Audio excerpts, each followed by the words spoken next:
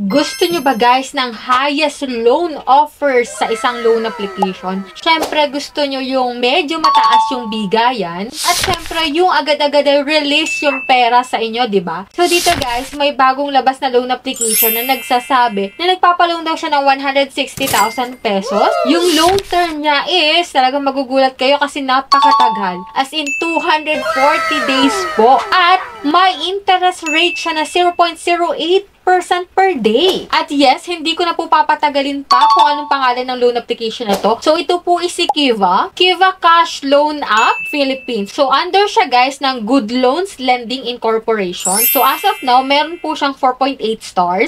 At ang ratings nito is 396. So, medyo marami-rami na rin nakakapagbigay ng ratings about dito kay Kiva Cash. Hindi ko sure kung bagong loan application to guys ngayong 2025.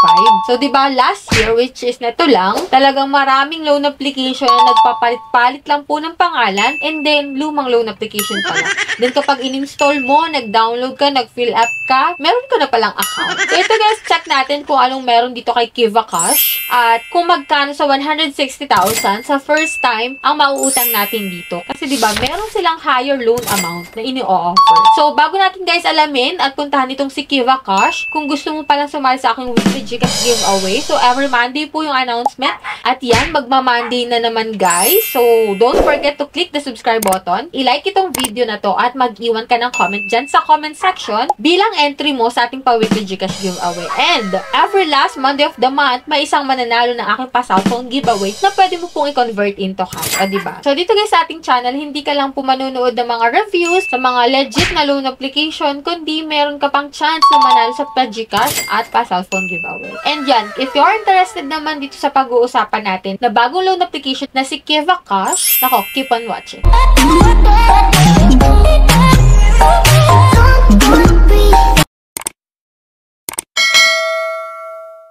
So, disclaimer na hindi tayo agent or promoter nito. Ako guys, yung nagtatry muna para maipakita ko sa inyo kung okay yung app, kung anong meron sa kanyang application, and syempre, goods ba to, at yung ino-offer niya magkano para sa first time. So, yun yung aalamin natin dito guys. So, ito pong si Kiva Cash is hindi na naman available sa Google Play Store guys. Sa iOS phone na naman po ito available. And yan, kung dito makikita mo guys, no, 160,000 ngayon ino-offer niya. Kiva Cash offer you safe online cash loan to make your life easier. Easy to operate, complete function, and convenient process. Simple process daw in just 5 steps. Ganyan, terms of borrowing condition are sober and clear, formal, convenient. So, check natin guys kung anong meron dito kay Kiva Cash at ito na nga. So, dito, pagka-login ko po, government collaboration daw po sila. Kiva Cash is legal and source and protects privacy. Is registered, nasa AMLA, at yan, nasa lungsod ng Makati pala tong si Kiva Cash. So, dito guys, 80,000 yung amount of loan available kapag ikaw ay first timer, kasi first time po ako. Dito nga makikita mo yung interest rate niya is 0.08%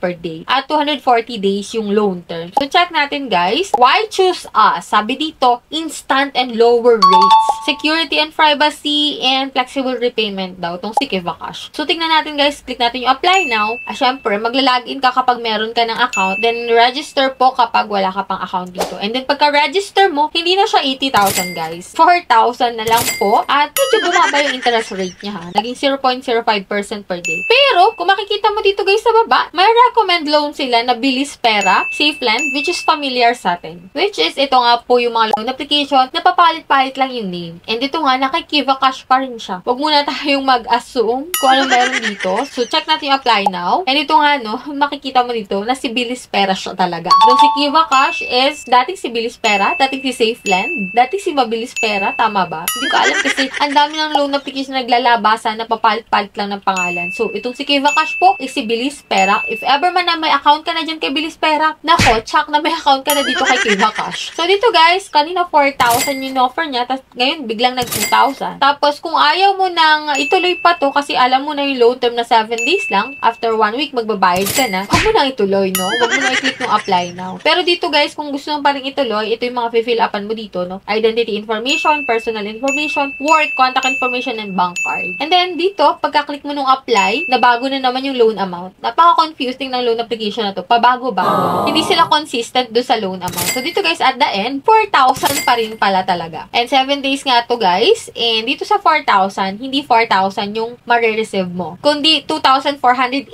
na lang, repayment mo pa rin is 4,000. So, ano yung binawas? So, processing fee na 1,266, total interest fee na 26 pesos, risk control service fee na 228 pesos. So, after 7 days, magbabayad ka na ng 4,000. So, para sa iba, okay ba yung mga binawas? So, para sa akin, sobrang laki nun. Kasi 7 days lang naman to, tapos halos nangalahati na lang yung nawala. Kaya if ever man na magta-try ka dito, naku, wag na lang. Kasi sayang din naman yung kalahati na nawala. Pili ka na lang ng mga loan application na minimal lang yung charges na binabawas, na tagang legit at talaga pong subok na.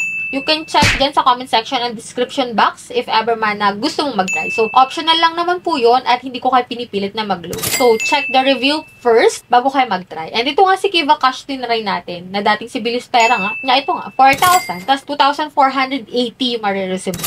Let me know your opinion and share your thoughts dyan sa comment section para at least magkaroon ng idea yung mga bago pa lang dito magta-try. And if ever man na nakapag-load ka na dyan, share mo na rin yung experience mo.